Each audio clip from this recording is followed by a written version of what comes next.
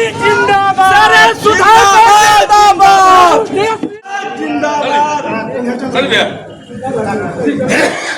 सुधाकर भैया जिंदाबाद।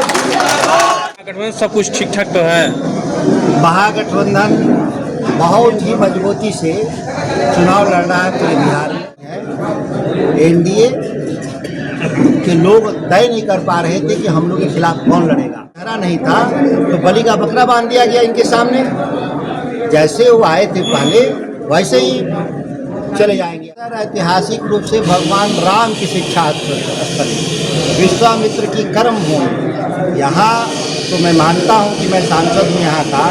हम लोग उस गौरव को वापस अभी नहीं ला पाए।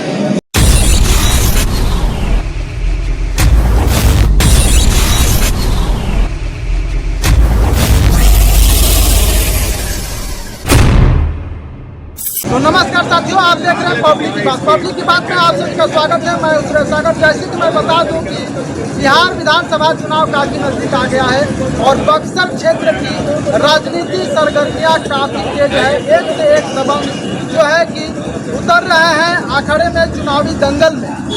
हालांकि आज मैं अभी उपस्थित हूँ जो है कि हमारे पीछे आप देख रहे हैं प्रधान कार्यालय है ये कांग्रेस का। ये जो है कि आज उद्घाटन किया गया मानव सुधाकर सिंह के द्वारा, जो है कि अभी सांसद है बक्सर के फिलहाल। हालांकि सुधाकर जी ने क्या मुंहतोड़ जवाब दिया है विपक्षी दलों के लिए वो हम आपको वीडियो में दिखाएंगे। हालांकि यहाँ पर जो है कि तमाम प्रकार के लोग बहुत सारे जन सैलाब देखने को मिला। श्री सुधाकर सिंह यहाँ पर उपस्थित है और यहाँ के पूर्व विधायक तिवारी जी थे और उनके कर कमलों के द्वारा जो है कि इस कार्यालय का उद्घाटन किया गया और जो है कि विपक्ष दलों के लिए करारा मुंहतोड़ जवाब दिए हैं सुधाकर जी। आइए हम उस वीडियो की तरफ ले जाते हैं और वीडियो कैसा लग रहा है आप कमेंट बॉक्स में जरूर बताइएगा। तब तक के लिए लगता क्या कहिएगा, महागठबंधन सब कुछ ठीक ठाक तो है।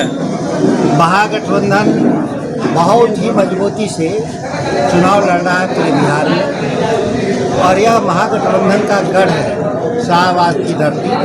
जहाँ हम लोग पिछली बार 22 में 19 जीते थे, इस बार हम 22 का 22 चुनाव जीतेंगे। कहीं कोई मुकाबला नहीं है। एनडीए के लोग तय नहीं कर पा रहे थे कि हम लोग के खिलाफ कौन लड़ेगा। मुश्किल से वो कैंडिडेट खोज पाए हैं, लेकिन पूरे चुनावी अभियान में वो कहीं दिखाई नहीं पड़े। यहाँ बक्सर से आनंद मिश्रा बोला जा रहा है कि टक्कर दे रहे हैं। कौन आनंद मिश्रा? इतने टक्कर देने वाले थे तो उनको पार्टी ने टिकट क्यों नहीं दिया सांसद का?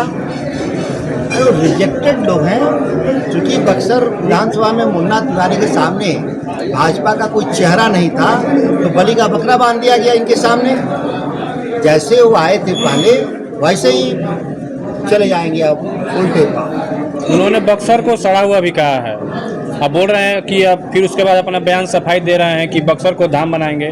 बक्सर तो धाम पहले से है, तो क्या बनाना चाहते हैं? बक्सर ऐतिहासिक रूप से भगवान राम की शिक्षा स्थली विश्वामित्र की कर्म भूमि यहाँ तो मैं मानता हूँ कि मैं सांसद हूँ यहाँ का।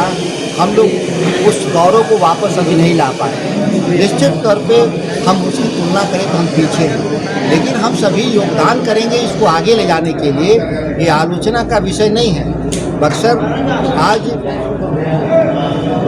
विकास के पैमाने पर चौसा का बिजली घर खड़ा होकर आज बिजली उत्पादन कर रहा है। निक्रिस का पंप विधायक जी के मदद से उसको इस बार चालू करवाया हम लोगों ने।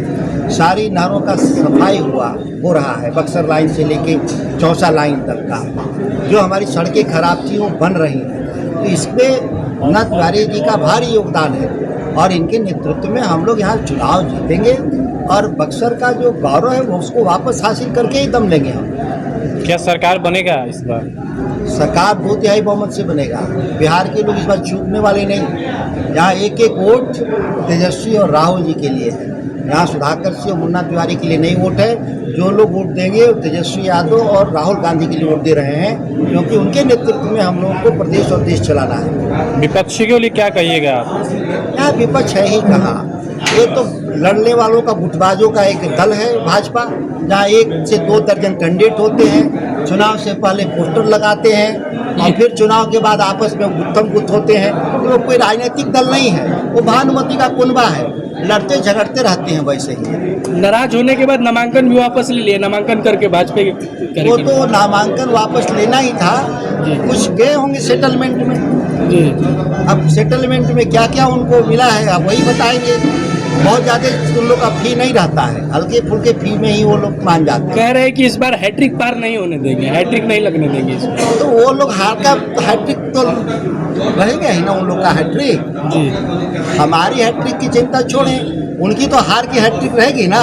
जी। वो तो बदलाव होना नहीं है। क्या लग रहा है पूरे चारों विधानसभा से उनका बुरा स्थिति रहेगा इस बार? चारों विधानसभा में महागठबंधन चुनाव अपार बहुमत से जीतेगा, कोई चुनौती नहीं। अब कैंडिडेट देख रहे हैं, कैंडिडेट नहीं मिल रहे हैं उन लोग के लिए, खोज खास के किसी तरह से लड़ा रहे हैं। सुबह आप लोग तो मीडिया के हैं, सुबह किसी का नाम चलता था, दोपहर में किसी का नाम चलता था, शाम को किसी का नाम चलता था। तो ये आगे हैं, पब्लिक जानती है कि इनके पास आदमी नहीं है लड़ने लायक। अमित शाह अभी बिहार दौरे पे हैं। उनके तो बिहार भर के 1 दर्जन कैंडिडेट नाम वापस लेके भाग गया। 1 दर्जन तो गया ही नहीं नामांकन करने। वही कोई दल है क्या? अगर वो दल होता तो उसके लोग नामांकन क्यों वापस लेते? जो लोग हैं वो अपने से गलती भर रहे हैं कि खारिज हो जाए, और जो उसका नेता है खुद ही चुनाव नहीं लड़े।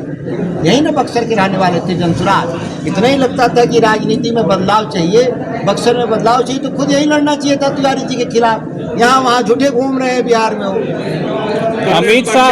अमित शाह बिहार दौरे पे हैं और कह रहे हैं कि महागठबंधन में खाली अपराधियों को सीट दिया गया है।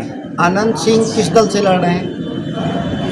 उनके दल के नालों का नाम जब देखिएगा तो एक से उस्ताद है। पप्पू पांडे कौन है? ये सारे लोग जो अपराधी हैं वो भाजपा से लड़ रहे हैं, जदयू से लड़ रहे हैं। वो तो उसी दल ही बना है।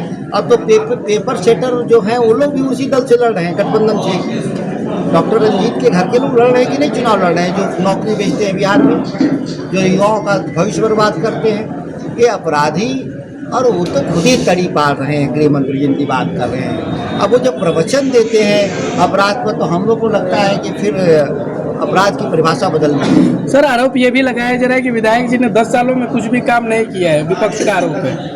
भाई विपक्ष का काम है एक मोटा किताब का आरोप लगाना। वो लोग भी तो काम करके दिखाते। उनका सांसद था 10 साल अश्विनी चौबे यहाँ पे बक्सर जिला में, बक्सर लोकसभा में। कोई एक काम तो दिखना चाहिए। उनके ज़माने में कौन काम किया? ऐसा तो नहीं था कि जनप्रतिनिधिहीन थे। ये जो थोड़ी बहुत ग्रामीण सड़कें, नहरें और बिजली विपक्ष में रहते मुन्ना तिवारी जी के चलते दिख रहा है, नहीं तो वो भी नहीं दिखता ही था। सर, लाइट एंड साउंड का उद्घाटन हुआ, उद्घाटन होने के बाद आज भी शाम को बंद रहता है, ताला लग गया। उनके सभी शिलान्यास हम ही पूरा कराएंगे जी। उद्घाटन मत छोड़िए। अभी तो लाइट एंड साउंड तो बन रहा है, अभी तो गड्ढा खोद के रखे हुए हैं। तो जितना गड्ढा खोदे हैं सबको भर के उसको ठीक कराएंगे हम लोग।